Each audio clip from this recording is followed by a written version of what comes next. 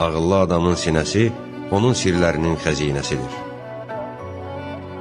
Gülərüzlülük və yaxşı xasiyyətlilik dostluq tələsidir. Çətinliklərə dözüb səbr etmək pisliklərin örtüyüdür. Özündən razı kimsəyə qəzəb edən çox olar. Sədəqə xeyirli və şəfayət verici dərmandır. Bəndələrin dünyadakı əməlləri axirətdə gözləri önündə olacaq.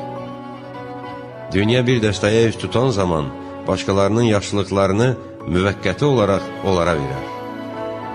Onlara arxa çevirəndə isə onların öz yaxşılıqlarını da alar.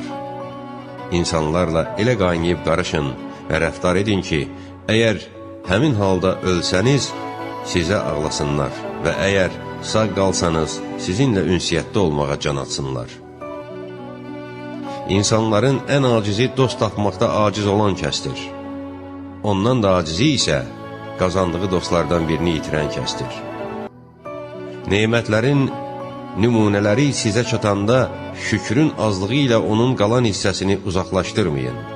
Fitnə və bəlaya düçar olmuş hər bir kəsi məzəmmət etmək olmaz.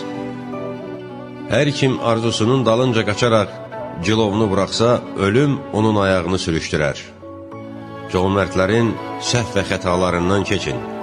Çünki onlardan birinin ayağı sürüşən kimi Allahın əli onun əlində olur və onu qaldırır.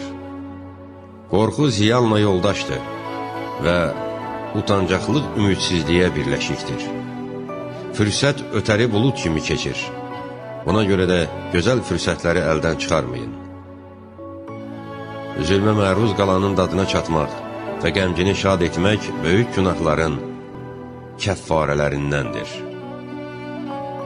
Kim qəlbində bir şey gizlətsə, bu mütləq özünü onun düşünülməmiş sözlərində və sifətinin rəngində bir üzə verəcəkdir.